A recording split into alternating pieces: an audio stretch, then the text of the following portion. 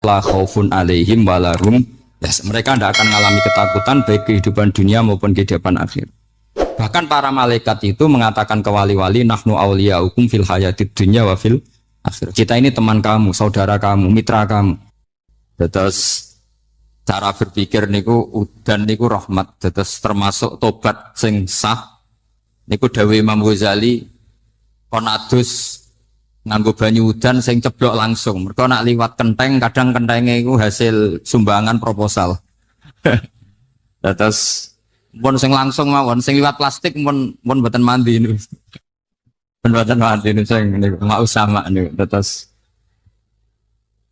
dulu di antara syarat tobat niku dawuh Imam Ghazali niku adus udan sing prawan, maksudnya sing asli ceblok saking putih langit niku langsung sampean ombe.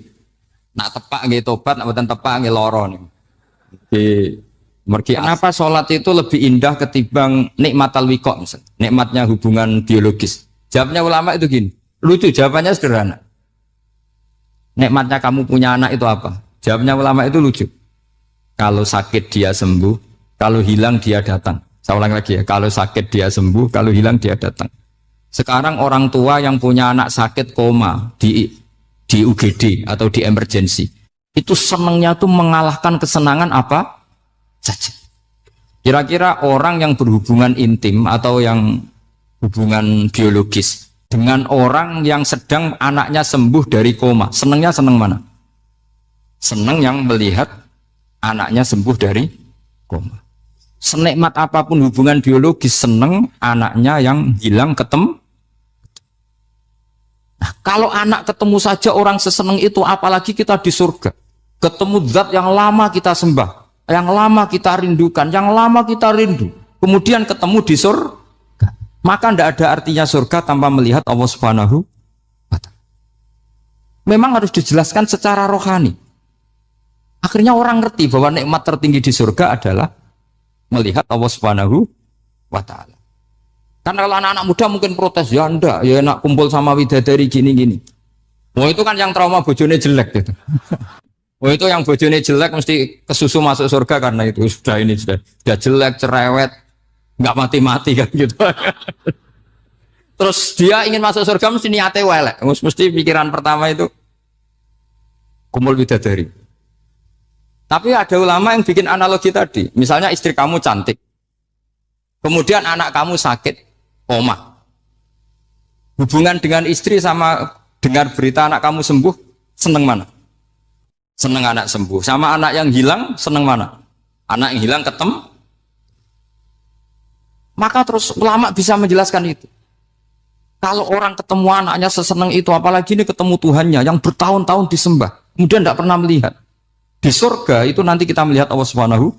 Makanya Allah begitu bangganya mempromosikan surga. Surga itu apa? Surga itu wujuhu yauma idzin nadhirah ila rabbiha nadhirah, yaitu wajah-wajah berseri-seri dan melihat.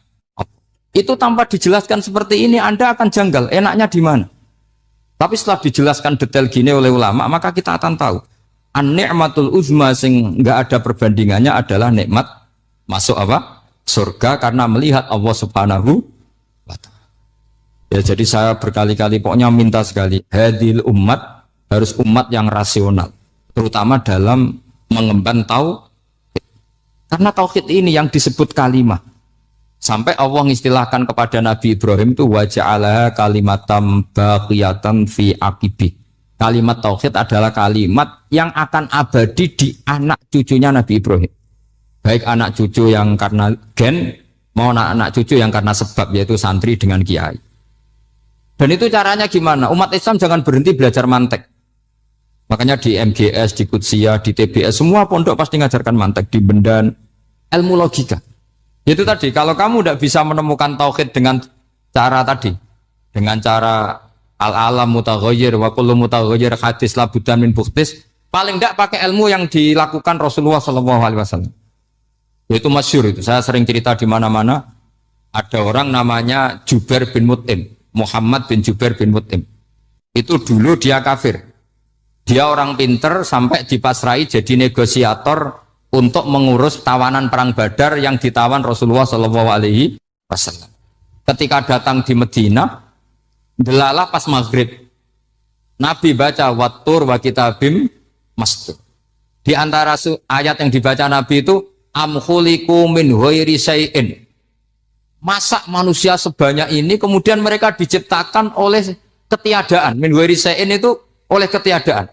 Masa alam raya yang wujud ini, alam raya yang punya eksistensi ini kemudian penciptanya adalah ketiadaan. Padahal wal adamu la yakhluqu wa la yu'assiru wa la kadza wa kadza. Tentu sesuatu yang tidak ada itu tidak bisa dikatakan sebagai pencipta. Wong nggak ada, jadi faktor saja nggak mungkin apalagi jadi pencipta. Itu Nabi habis sholat langsung beliau sungkeman, ya Muhammad, saat ini juga saya iman. Karena logika yang dibangun ayat yang kamu baca itu menghabiskan semua logika saya. Intinya logika tauhid itu akan mengalahkan semua teori non tauhid. Itu yang disebut bal naqdhifu bil haqqi 'alal batili fayadmaghuhu fa idza huwa zahid. Kebenaran tauhid itu akan menghancurkan kekuatan apa saja. Fayadmaghuhu itu di tafsir Tobari disebut dorbatan tasujud dimah. Satu pukulan sing sampai menjadikan otak itu hancur. Makanya disebut damagho, dimah itu maknanya otak. Maka kamu jangan khawatir kalau Islam didiskusikan di Uni Soviet, didiskusikan di Kanada, didiskusikan di Korea, pasti kalimat tauhid akan mengalahkan kalimatul batil. Pasti ja'al haqqu wa zahaqal batil. Innal batila kana zahuq. Tapi syaratnya kita harus kuat. Makanya saya ini senang sekali yang namanya ngaji itu saya senang. Karena saya tadi bercita-cita ingin jadi dosen setelah mati. Karena di dunia sudah tidak jadi apa? Dosen. Saya ingin seperti Imam Amudi. Pertama ketemu Allah, beliau disuruh ngajar malaikat tentang ilmu apa? Matematika yang mengarah ke tauhid. Jadi diajarkan. Kamu tahu angka 2, angka 3, angka 4, semuanya bersumber dari angka 1. Berarti semuanya berawal dari 1. Gak tahu setelah itu malaikatnya dites lagi apa enggak, gak tahu. Pokoknya pas itu malaikat ya paham semua. Oke. Kayak apa hebatnya umat Rasulullah Shallallahu Alaihi Wasallam? Karena akalnya kok. Sehingga kita harus kuat. Sehingga kalimat yang benar disebut kalimatul haqqin alaiha nahya wa alaiha. Nah, kalimat yang salah disebut kaburat kalimatan takhruju min afwahim. Kalimat menjadi kalimat karena diucapkan. Tapi tidak menunjuk hakikat. Kayak ini misalnya, ini tutup, ini putih. Terus saya katakan hitam. Berarti saya mengatakan ini hitam sebagai kata-kata karena diucapkan, tapi tidak pernah menjadi hakikat karena hakikatnya ini putih. Itu hebatnya Quran. Makanya Quran kalau gojlek orang kafir itu, gojlek orang kafir itu sebut apa? Kaburas kalimatan takhruju min afwahihim. Tapi untuk kalimat tauhid dikatakan apa? Yusabbitu walladzina amanu bil qaulif tsabit fil hayatid dunya wa fil akhirah. Sebagian disebutkan wa ja'alaha kalimatam baqiyah. Kenapa kalimat tauhid itu kalimat yang abadi? Karena Allah sebagai Tuhan di dunia juga sebagai Tuhan di akhirat dan selalu Tuhan pada masa yang tidak terbatas. Itu disebut wa ja'alaha kalimatam baqiyah. Kemudian umatnya Nabi mengganti kalimat yang gampang. Allah punya sifat baqo, punya sifat akhir. Maksudnya akhir itu la akhirah. Terus semuanya. Yang paham ya alhamdulillah, yang enggak paham dikon ngapal wujud kidam baqo mukhalafatul khawadisi qiyamuhu bi nafsi wahdaniyat qudrat irad. Wes paham. Lah kok sing rada alim terus roh bedane iki sifat ma'ani iki maknawiyah. Cara Mu'tazilah ngene, cara ahli sunnah ngene. Wah itu sudah kejlimetan. Sementing wujud kidam. Nah, kenapa pertama yang disebut wujud? Karena yang membedakan kita dengan paham ateisme itu ya sifat wujud. Yaitu mereka mengatakan alam raya ini dimulai dari ketiadaan. Wah itu akal mana saja itu nggak bisa nerima. Masa ketiadaan menciptakan sesuatu yang ada. Maka kata Ibnu Hajar al-Asqalani ketika mentafsirkan mensarai hadis salasun mangkunna fihi wajata halawatal iman. 3 hal ini kalau kamu paham maka menemukan manisnya iman. Manis itu enak. Terus kata Ibnu Hajar al-Asqalani, saya masih ingat betul dalam sarahnya Fathul Bari, wa yusamma inda ahlil aql, misalnya al-iltizat al-aqli. Agama ini mengajarkan kenyamanan cara berpikir. Coba kalau sampean seorang doktor atau seorang profesor atau seorang pinter, kemudian kamu dipaksa mengimani bahwa alam ini diciptakan oleh ketiadaan, itu bisa tidur enggak? Oh, enggak bisa tidur. Sampean misalnya orang pinter, dididik di kampus atau dididik di pondok, alam ini yang wujud, yang menciptakan itu sesuatu yang tidak wujud. Kamu bisa tidur enggak kira-kira? Ini guru apa? Ini sarap ini. Mosok hadil maujudat khalaqahal adam. Sesuatu yang wujud diciptakan ketika. Tapi agama ini membawa sesuatu yang menyenangkan untuk akal. Yaitu hadhil maujudat khalaqaha wajibul wujud. Maujudat yang wujud ini diciptakan super maujud. Yaitu oleh bahasa pondok disebut wajibul wujud. Kan terus seneng. Wajar dong kalau sesuatu yang ada diciptakan oleh yang ada. Lah tentu ada pencipta, terus ada super, disebut wajibul wujud. Kan terus enak. Nah, itu kata Ibnu Hajar al-Asqalani disebut wajadah halawatal iman. Sehingga kita tidak usah khawatir. Makanya saya itu termasuk orang yang nggak khawatir. Apapun rusaknya dunia ini, kacaunya dunia ini, akan kalah dengan kalimatut tauhid. Karena kalimat ini ketemu apa saja pasti menghancurkan. Yaitu disebut bal naqdhifu bil haqqi 'alal batil fayadmaghuhu fa idza huwa zahid. Kalimat hak ini akan menabrak apa saja. Dan yang ditabrak pasti hancur. Makanya sama tidak usah khawatir misalnya ada negara ateis di Cina, di Korea. Kita yakin asal yang diteliti itu agama Islam pasti menang. Nah, yang susah kalau yang diteliti orang Islam. Itu susah. Karena yang copet kadang-kadang ya umat. Apalagi di negara mayoritas muslim, nanti copetnya, premannya, koruptornya, semuanya beragama Islam. Makanya kita hanya punya pilihan dua itu, umat Islam dan Islam yang kumat itu dok. Kalau tidak umat Islam, ya Islam yang kumat. Tapi kalau kalimat tauhid itu kalimat yang aman, tak jamin. Tak jamin 100%. Sehingga saya itu kalau ditanya profesor Pak Bak, kalau suatu saat Indonesia jadi negara yang sangat terbuka, kemudian ada sekolah perbandingan agama, menurut Anda prospek Islam gimana? Saya jawab asal yang dikaji Islamnya bukan orangnya, pasti Islam tetap prospek. Asal yang dikaji apa? Islamnya bukan orangnya. Kalau orangnya ya Masya Allah. Itu tadi kalau tidak umat Islam ya Islam yang. Terus kalau matur nuwun sangat dengan hormat teng Raden Asnawi, beliau sekarang generasi keempat ya, wonten sing generasi ketiga. Nasab kula kepanggih Raden Asnawi teng Asnawi sepuh. Terus Raden Asnawi gada bah namine Abdullah Husnen, terus Ibu Ayu Sofia niku binti Asnawi sepuh. Kula buyut kula kandung damaran niku Hafsah binti Maksum bin Soleh bin Asnawi sepuh. Kenapa saya cerita zuriyah? Terus satu peradaban. Gini bahasa Indonesia mohon nggih. Sane gaul. Satu peradaban itu yang bisa bangun itu dzurriyah. Dzurriyah itu komunitas gen. Meskipun nanti komunitas gen itu bisa disadap atau dibajak oleh orang-orang yang tidak gen. Jadi agak ilegal tapi itu sah. Karena sampean bisa misalnya kalah nasab sama saya, misalnya bilang nanti ketemu di Nabi Adam saja Gus gitu. Nanti pasti kita ketemu di siapa? Nabi Adam.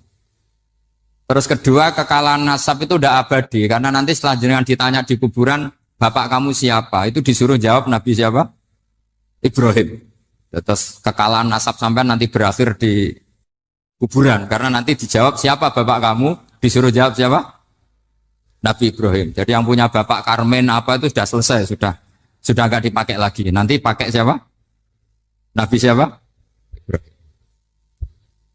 Nah, kenapa saya cerita bahwa nasab gen itu akan disatukan oleh satu visi ilmiah yang objektif. Gini ku jawe Nabi Yusuf, wattaba'tu millata abai Ibrahim wa Ishaq wa Yaqub.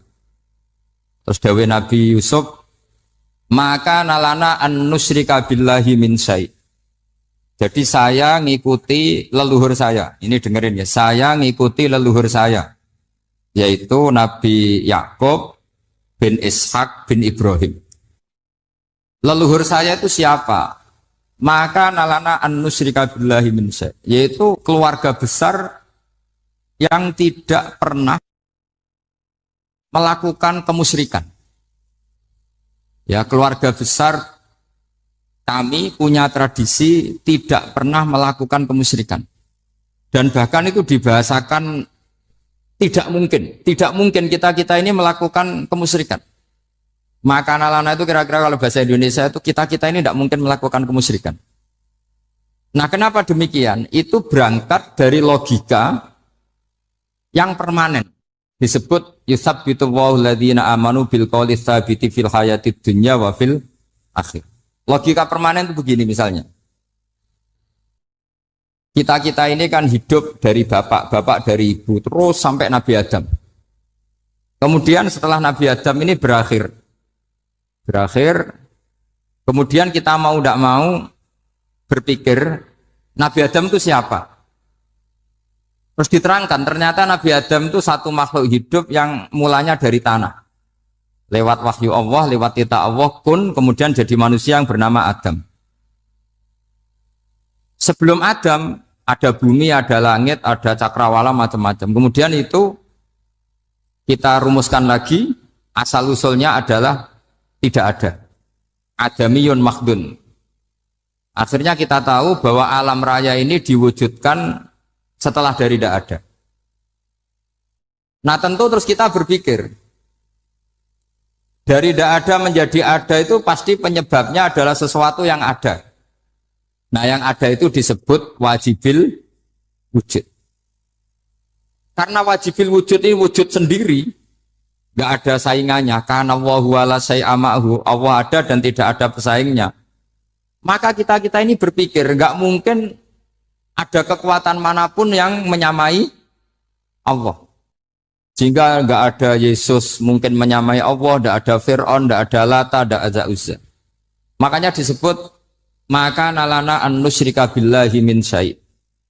Kita ini tidak mungkin melakukan kemusyrikan. Sama tidak usah tanya saya, Gus, tapi orang menjadi musyrik itu kan mungkin.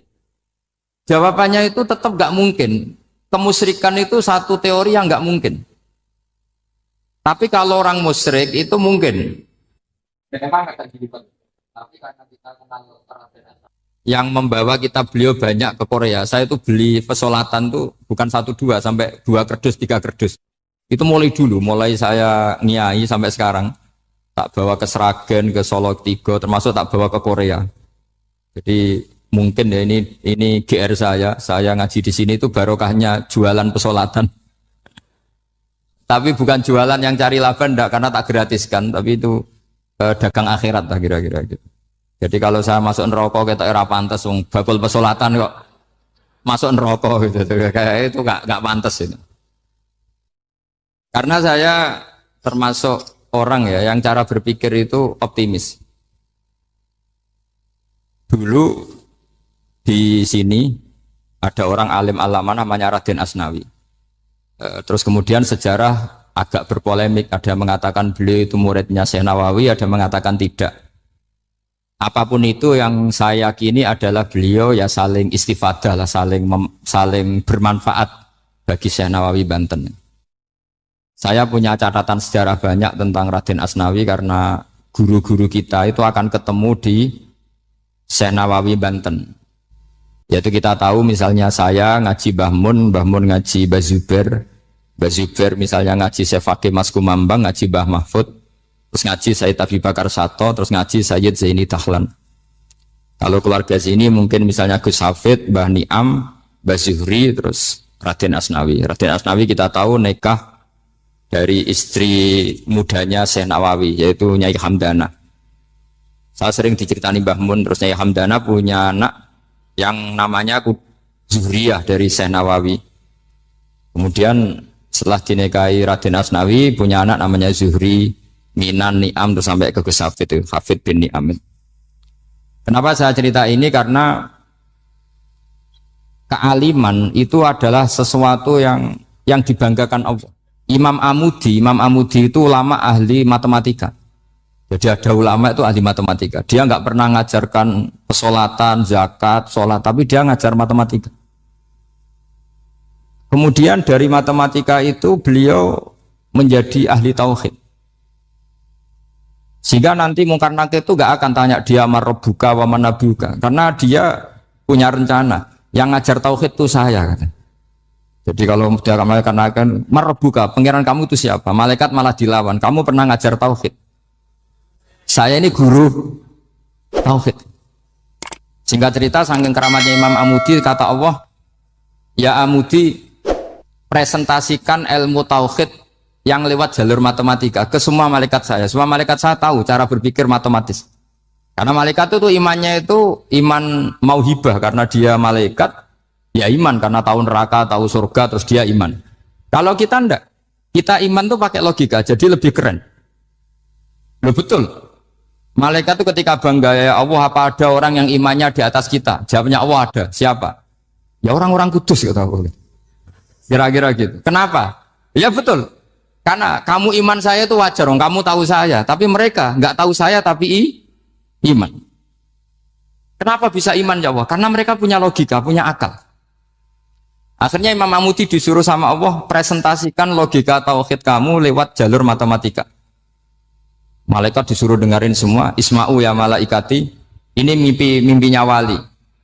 Terus Imam Amudi mulai mengajarkan nisbatul isnaini ilal wahid wa nisbatus salasa wal arba'ah ila ma la nihayatalah, niku binisbatin wahidah, yaitu far'un minal asli wa huwa al wahid.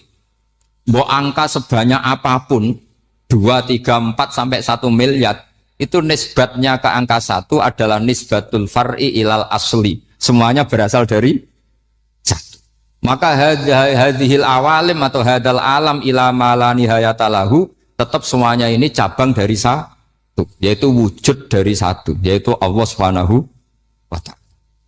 Sehingga semenjak itu ditiru sekian ulama. Akhirnya malaikatnya mantuk karena kepastian kalau Allah 1 yang diyakini malaikat itu sepasti logika yang dibangun orang-orang manusia ini, padahal tidak ngerti Allah Subhanahu wa ta'ala karena pakai akal. Sehingga di pondok itu orang harus ngerti mantek. Orang mantek itu ilmu yang jelimet tapi menyenangkan. Biasanya sing sinau ambek rokokan, sawangannya kayak filosof. Jadi paling kan agak paham dia alasan. Penting nikmati rokok, tapi pikir nikmati pemikirannya, ternyata nikmati rokok. Kayak kemarin saya datang ke resepsinya Gus Agil, saya itu tertawa terus karena dengerin Habib Mutahar. Saya membaca bahayanya rokok. Setelah tahu bahayanya, saya berhenti membaca. Tak pikir itu kan setelah tahu bahayanya saya berhenti merokok. Ternyata enggak. Saya baca bahayanya apa? Merokok. Setelah saya baca, maka saya berhenti membaca. Bukan berhenti merokok. Itu ilmu kelas tinggi seperti itu harus mantap. Pernah beliau ditegur dokter, Beb, kalau rokok terus nanti mati. Tenang saja, saya masih bawa korek. Dikira itu kan orangnya yang mati, ternyata beliau enteng saja. Santai aja dok, saya masih bawa korek. Jadi saya bukan nyarankan santai rokok, tapi orang rokok itu memang punya logikanya sendiri. Kalau Banafek Hajen itu masih pernah bahas saya juga. Karena Banafek juga turunan Mbak Mutamakin. Hak, rokok itu haram tau ora? Nak cara kula darani haram sebudi bah. Lah iya, nak haram ya bener aku. Mulane tak obong, barang haram apike diobong. Jadi saya tuh saya sama orang-orang sepuh itu tidak pernah menang. Jadi apa ya? Mereka itu orang yang sudah lama gimana ya? Mau dikatakan bulat itu ya, tapi memang nggak pernah kalah mereka. Ada satu kiai, masih misananya Mbak Nafek. Ini rokok 2 katanya. Bagi yang nggak ngerokok berarti membiarkan 2 haram masih. Bagi yang merokok berarti mengurangi haram. Kalah lagi ya. Jadi saya tuh pernah dibully 2 mbah saya. Karena 2 mbah saya ini rokok semua. Akhirnya saya sing nom ngalah gitu. Karena saya tidak mungkin bilang sing waras ngalah karena kalah sepuh gitu. Jadi ya sudah, mau tidak mau harus bilang sing nom. Tapi yang penting itu kita mendengar. Jadi ternyata sepinter-pinternya kita itu mesti kalah pinter sama yang sepuh-sepuh itu. Jadi kalau tahu bahayanya rokok lewat membaca ya harus berhenti merokok. Berhenti membaca katanya. Nah malaikat ini cerita lagi malaikat. Saya memang dari awal niat hormat Raden Asnawi karena buyut-buyut beliau itu ketemu di buyut saya. Saya ini turunan Mbak Asnawi sepuh. Terus cuma buyut saya itu nikah Lasem, terus saya keceluk cucunya keluarga Lasem. Sebetulnya saya juga cucu Kudus. Terus alhamdulillah sekarang kembali karena buyut saya menyuruh saya ngajar di Damaran, terus sampai sekarang saya ngajar di Damaran. Jadi buyut saya itu masih lahir di Damaran. Namanya Mbak Hafsah, itu Hamsah binti Maksum bin Soleh bin Asnawi Sepuh. Sama seperti nasab di sini Raden Asnawi, Mbak Abdul Husnan, terus Nyai Ayu Sofiyah, terus Mbak Raden Asnawi. Saya mau cerita, jadi ilmu itu lebih keren kita. Sehingga Rasulullah SAW pernah ngendikan, saya ini rindu sekali li ikhwani, kata Nabi itu ikhwani. Kata sahabat bilang, alasna ikhwanaka ya Rasulullah, bukankah kita ini saudara kamu, saudara engkau ya Rasulullah? Tidak, antum ashabi, kamu itu sahabat saya. Siapa teman-teman kamu itu ya Rasulullah? Yaitu kaumun yang tidak melihat saya, kemudian iman kepada saya. Jadi mereka seperti kita semua di Kudus ini tidak melihat Rasulullah SAW, tapi iman sama Nabi.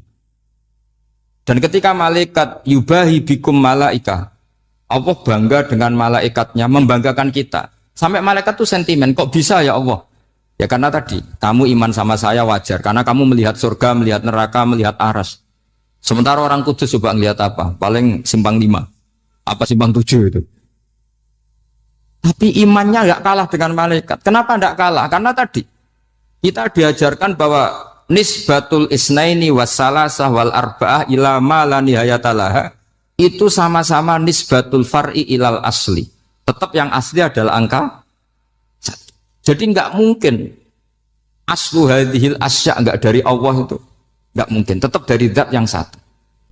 Kemudian tentu ini bukan nisbatul walad ilal walid, anak ke bapak tentu enggak, tapi nisbatul khaliq sama makhluk. Tapi apapun itu pasti satu. Sehingga Imam Amudi akhirnya masuk surga lewat jalur itu. Tidak usah lewat pertanyaan man rabbuka wa man nuka. Kelasnya disuruh ngajar malaikat.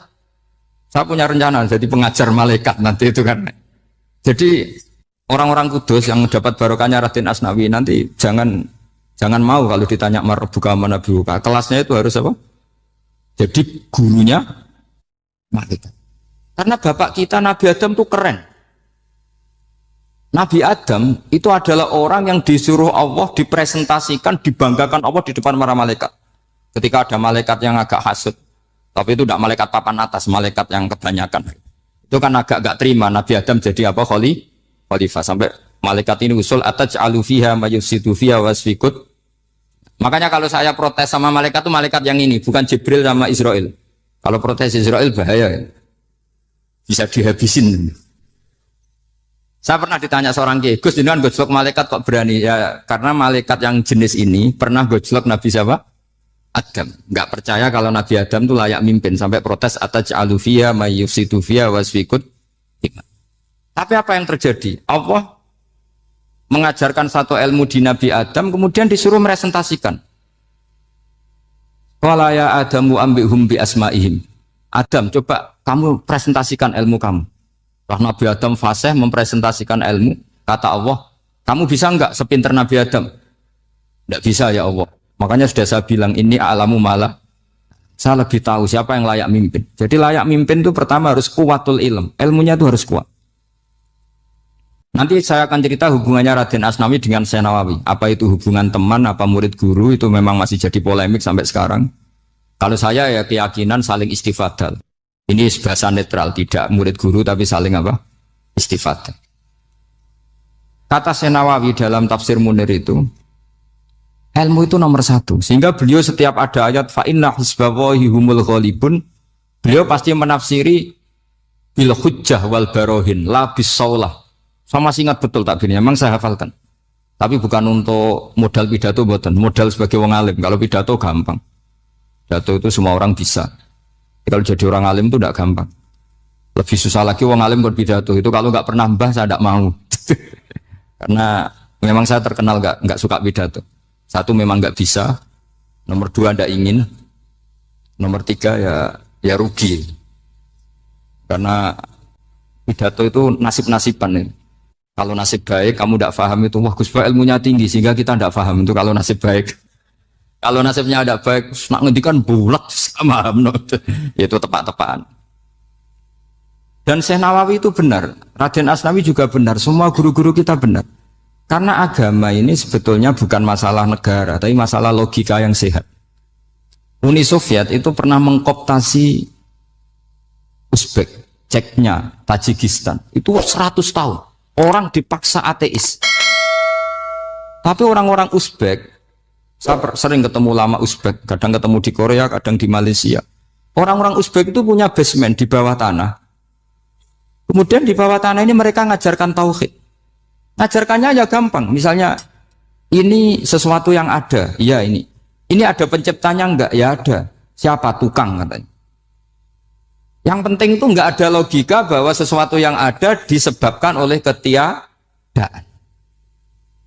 Lah orang komunis, orang ateis itu orang yang mengatakan alam ini didahului oleh nihilisme, oleh adamiyah. Masuk akal enggak sesuatu yang ada, penciptanya sesuatu yang tidak ada. Sehingga orang anak-anak Uni Soviet itu enggak pernah kepikiran membenarkan ateis itu enggak pernah. Bareng Uni Soviet ada itu Glasnost Perestroika itu kemudian hancur, semuanya langsung menjadi negara Islam, termasuk Uzbek, Tajikistan, karena diajari ilmu. Bahwa ilmu itu yang nggak pernah kalah oleh negara. Sehingga saking pedenya Rasulullah SAW ketika Sulhul Hudaybiyah, ini agak jelimet, tapi gampang dicerna. Sulhul Hudaybiyah itu satu perjanjian yang semuanya merugikan Rasulullah. Yaitu kalau orang kafir masuk Islam disuruh kembalikan ke kafir, karena kafir itu bagi mereka habitat, Islam itu hal yang baru. Tapi kalau orang Islam menjadi kafir, nggak boleh kembali Islam, berarti kembali ke habitat. Semua perjanjian itu merugikan. Sampai masyhur Sayyidina Umar protes ke Rasulullah, jenengan masih nabi. Itu kan ekstrim tanya. Jenengan sampai sekarang masih nabi? Ya, saya masih nabi. Kenapa tanya demikian? Karena semua perjanjian merugikan Islam, menguntungkan orang apakah? Semua sahabat sebetulnya persis Sayyidina Umar protes, kecuali Abu Bakar. Lama-lama akhirnya di antara perjanjian itu berbunyi begini. Tapi saya minta satu hal. Orang boleh mendiskusikan Islam tanpa tekanan. Itu saja permintaan Nabi. Orang boleh mendiskusikan Islam secara bebas, tidak tertekan. Karena orang-orang kafir melihat itu hal yang biasa, ya nggak masalah Muhammad. Akhirnya orang diskusi. Islam itu apa sih? Islam itu orang yang menuhankan Allah. Allah itu siapa? Zat yang menciptakan langit dan bumi. Lama-lama orang kafir berpikir, wah keren, Tuhannya Muhammad bisa bikin langit dan bumi. Nggak kayak Tuhan kita, malah kita yang bikin. Jadi mulai debat itu mulai, terus ada yang cerita lagi. Saya pernah loh nyembah Lata, pas itu dikencingi luwak. Masa ailahun yabulu ali sa'laban, masa Tuhan kok dikencingi luwak? Yang agak-agak ahli kitab ya diskusi lagi. Wah kayaknya Yesus tidak Tuhan. Masa Tuhan kok kelaparan, lemes, wah repot nanti. Jadi makanya Allah ketika gojlok wa ummuhu siddiqah kana yakulani ta'am. Mal masihu ibnu Maryam illa rasul qad khalas min qablihir Rasul wa ummuhu siddiqah kana yakulanit. Coba paradok enggak misalnya. Kamu didolani Nabi Isa terus ketok lemes. Kenapa? Tuhan, saya agak sakit keroi dulu. Kan enggak kebayang itu. Punya Tuhan yang sakit setelah makan sehat terus. Kan enggak kebayang seperti itu. Ketika Nabi punya konsep Tuhan, Tuhannya Muhammad itu siapa? Yaitu zat yang la awalalah, zat yang pertama. Lalu Tuhan itu siapa? Tuhan itu yang menciptakan langit bumi. Tuhan itu siapa? Yang memulai segalanya. Lama-lama mereka berpikir, wah kalau gitu yang benar itu Islam. Maka kata Imam Zuhri, Syihabuddin Az-Zuhri, famaka nafathun fil islami a'zoma min sulhil Hudaybiyah. Innamaka nasu yatafaduluna fil hadis wal munaza'ah. Semua teks riwayat itu ada kata wal munaza'ah. Orang bebas ngomong dan berdebat. Munaza'ah itu berdebat. Terus akhirnya falam yatakallam ahadun bil islami yaqilu syai'an illa dakhala fihi. Kemudian setelah berdebat dan mereka tahu Islam pasti akhirnya masuk.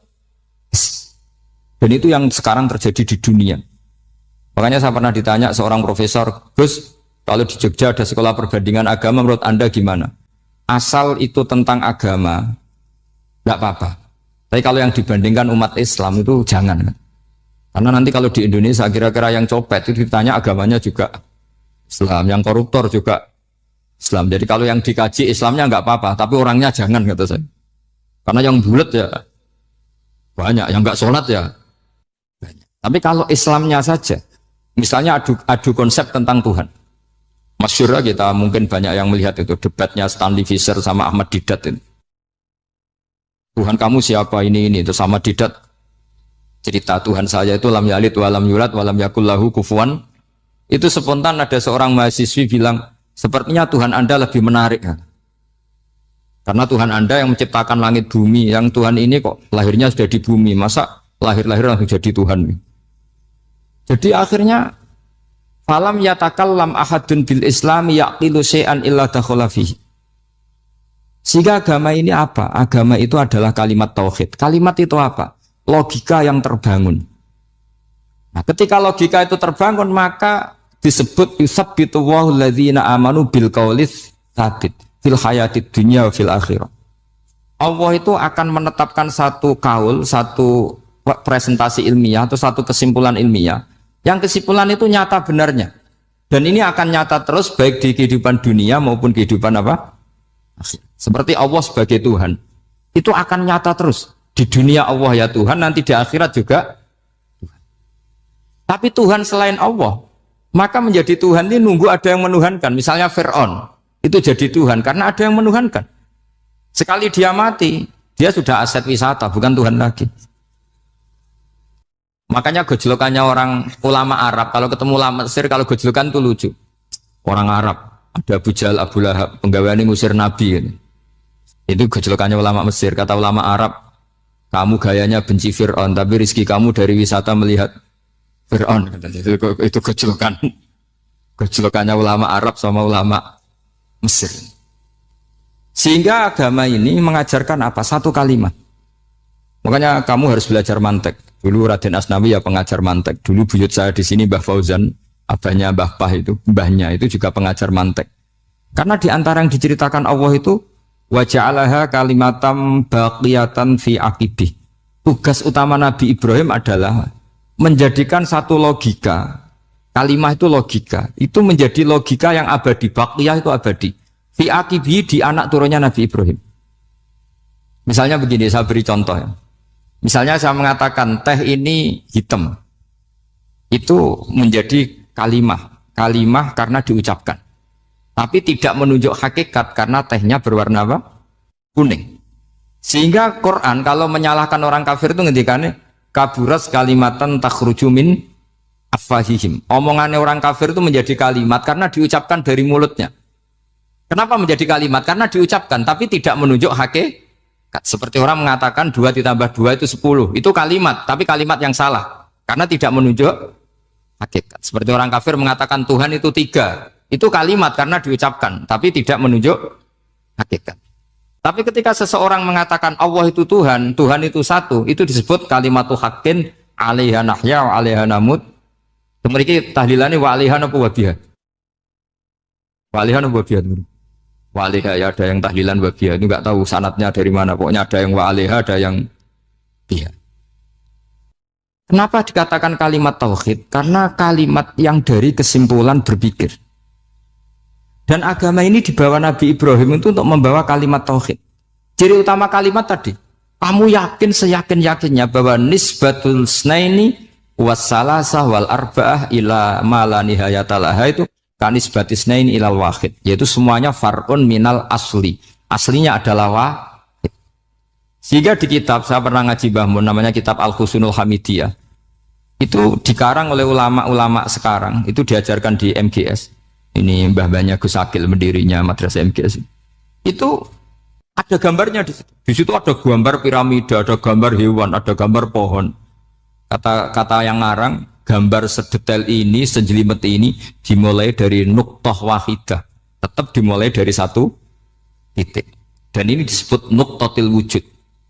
Jadi bahwa orang kudus sebanyak ini tetap dimulai dari satu orang, yaitu Adam. Adam dimulai dari ketiadaan. Lalu siapa al-mujid? Pewujudnya siapa? Hanya Allah Subhanahu wa ta'ala. Sehingga ulama-ulama termasuk Syekh Nawawi itu paling suka ngendikan semua makna Quran dikumpulkan di Fatihah, Fatihah dikumpulkan di Bismillah, Bismillah dikumpulkan di Ba, karena di Ba itu ada titik nukdotil wujud, yaitu disingkat bi kana makana wa bi yakunu ma yakun. Karena saya, kata Allah, semuanya akan ada, dan karena saya yang enggak ada semuanya suatu saat disebut nukdotil wujud. Nah, kita meyakini kalau Allah satu itu seyakin-yakinnya, karena nggak mungkin angka nggak dimulai dari angka satu.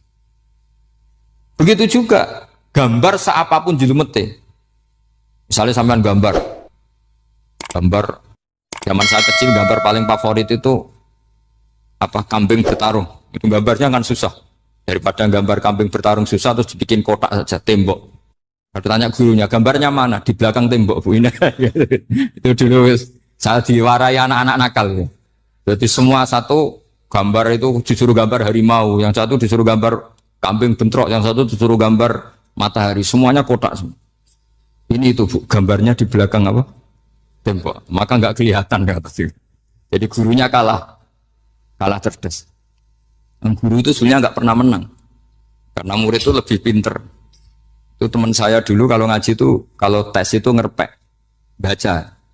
Gurunya marah, kamu tes kok baca? Enggak ngerpek Bu, ini belajar di kelas. Katanya belajar kapan saja, di mana saja. Ajo. Jadi apa ya, orang itu kadang yang salah itu lebih masuk akal kadang-kadang ini. Saya teruskan ya supaya ini dapat barokahnya Raden apa? Asnan. Saya mohon sekali ya, kalimatul haqqin itu harus kamu jaga. Caranya jaga ya tadi. Kalau kamu tidak bisa ilmu mantek, misalnya al-alam mutaghayyir wa kullu mutaghayyir hadis la budda min muhdits, itu kan jelimetan.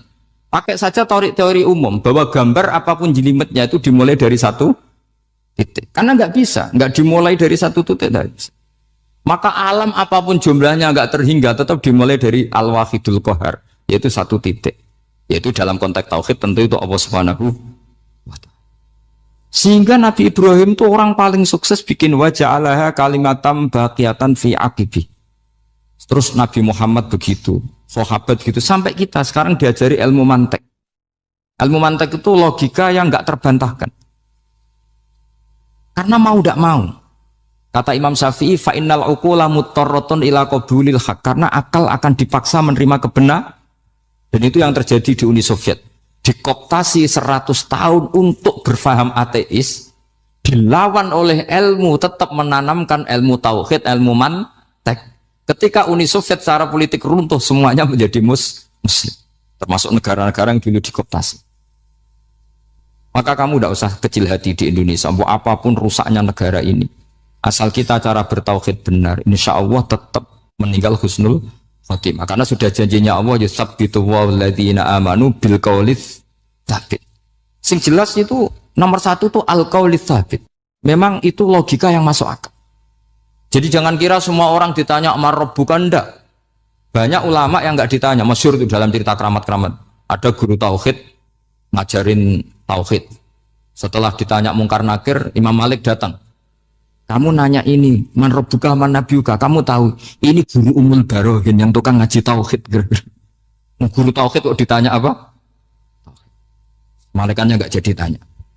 Dan saya percaya cerita-cerita seperti itu karena secara umum itu ala inna auliya Allahi la khaufun alaihim walahum yahzanun lahumul busyra fil hayatid dunya wa fil akhir. Artinya kalau wali itu kok ditanya mungkar nakir berarti ngalami ketakutan.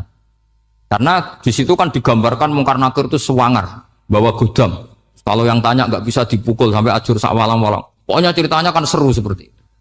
Berarti kalau betul begitu terus ayat la khaufun alaihim walahum yahzanun kayak apa? Makanya dalam kitab Nashihul Ibad itu ada cerita ini. Sampean boleh nggak sependapat dengan saya, tapi semoga nasib sampean nanti digebuki malaikat. Karena orang itu akan mengalami seperti yang dirasakan. Anak indadzoni abdibi, saya tidak bayangkan akan mengalami itu. Makanya saya ini ngajar tauhid terus. Paling tidak kalau ditanya marabbuka man nabiyuka, sampean tahu profesi saya ini pengajar tauhid. Dan biji saya 9. Dulu saya di MGS, kalau ada teman bijinya tauhid kok 4, segala ahli swarga, tauhidnya jeblok. Dari kalau bijinya 4 segala ahli swarga, tauhidnya apa? Jeblok. Tapi yang bijinya 9, ahli swarga, tauhidnya itu, saya dulu bijinya 9. Terus 9 terus sampai tamat. Karena nggak ada biji 10. Karena kalau 10 itu kan terlalu sempurna, nggak baik lah manusia kok sempurna gitu. Jadi sudah 9 aja kan. Tapi sebetulnya pantasnya ya dapat 10. Bemergo saake, bemergo tenan enggak tahu saya. Di Nashihul Ibad itu ada cerita gini dan saya percaya itu. Di sarahnya itu. juga di Sarah apa itu yang di Sarah Isen Nawawi itu. Pokoknya saya kalau ingat Raden Asnawi pasti ingat Senawawi. Saya tidak memastikan apa murid guru apa saling istifadah, yang jelas itu teman dekat, teman fil ilm. Sayyidina Ali itu pernah minta kasaf sama Allah. Saya percaya tidak semua orang alami marbuka ditanya itu. Ya Allah, saya minta kasaf. Kasaf itu ngerti alam gaib. Ingin tahu Umar. Jadi diam-diam Sayyidina Ali itu ya mangkal sama Sayyidina. Wong kok keras ingon. Angger wong kok tahu disentak, jajal wani nyentak malaikat Tora, itu kata Sayyidina. Jadi dia minta kasaf karena kenangannya dia melihat Umar itu semua orang pernah disentak sama Sayyidina Umar itu. Sayyidina Ali minta kasaf, ya Allah saya ingin melihat Umar menghadapi mungkar nakir. Masih garangkah apa enggak? Itu dah, itu tidak. Minta kasaf. Pas kasaf beliau bangun dari kubur, duduk. Dilihat sama Sayyidina Ali ini ngalami kasaf. Sama ndak usah tanya. Enggak wali kok tanya, ya sudah pokoknya percaya aja. Akhirnya malaikat mungkar nakir datang. Itu di situ digambarkan matanya itu kalkidril mughalla, kayak apa itu panci yang dibakar. Wah, so seru. Semua nang Sayyidina Ali. Baru ini kamu akan takut gitu. Tapi ternyata enggak. Umar bangkit disentak orang tua itu. Kamu tahu menghadapi siapa? Yang sopan. Wah, sontak. Kaget malaikatnya itu karena nggak pernah ngalami disentak, mungkin itu pertama. Kaget. Memangnya kamu siapa? Saya ini teman kekasih Tuhanmu. Saya yang diandalkan temannya sebenarnya bukan dia. Ana sohibu habibillah. Saya ini temannya kekasihnya Allah. Jadi dia mengandalkan temannya sebetulnya bukan mengandalkan dirinya. Oh kamu temannya Nabi Muhammad? Iya saya Umar temannya Nabi Muhammad. Kamu harus hormat sama temannya kekasih kamu. Terus mulai itu. Akhirnya matur Allah. Ya Allah, apakah prosedur seperti ini bisa dinego? Sama Allah. Oh iya katanya. Kamu kalau menghadapi kekasih saya jangan seperti itu katanya. Semenjak itu beliau sopan santun, dua mungkar nakir itu. Jadi ini berita gembira. Jadi sebetulnya itu enggak. Tapi kita ini kan enggak punya nyali nyentak mungkar nakir. Semoga dengan gelar kita doktor tafsir, doktor tauhid gitu. Atau paling enggak guru kudsiyah tauhid gitu. Atau siswa terbaik dalam materi tauhid. Itu harus kamu bawa status. Jadi sehingga nanti ini saya ranking 1 tauhid, masa masih ditanya marbuka waman nabi. Dan itu menurut saya sah. Sampean enggak usah protes takbirin di, susah usah takbiran. Pokoknya takbirnya adalah wali-wali itu la khaufun alaihim walahum. Yes, mereka tidak akan mengalami ketakutan baik kehidupan dunia maupun kehidupan akhir. Bahkan para malaikat itu mengatakan ke wali-wali nahnu auliyaukum fil hayatid dunya wa fil akhir. Kita ini teman kamu, saudara kamu, mitra kamu. Masa mitra kok nutui itu kan nggak fair. Dan menurut saya paling efektif itu apa? Kamu harus punya rumus tauhid kayak Imam Amudi menemukan Tuhan. Imam Amudi itu menemukan Allah itu lewat ilmu matematika. Dan itu Allah saking senengnya disuruh ngajari para malaikat. Wa ya malaikati isma'u. Kamu harus mendengar, ini orang alim saya yang ahli matematika. Tapi justru itu ngerti bahwa asal usul alam itu minal wahidil qahar. Dari zat yang satu. Akhirnya Imam Amudi mulai ngajar tuh. Nisbatus naini wassalah sawal arba'a ila ma nihayatalaha iku kabeh iku far'ul wa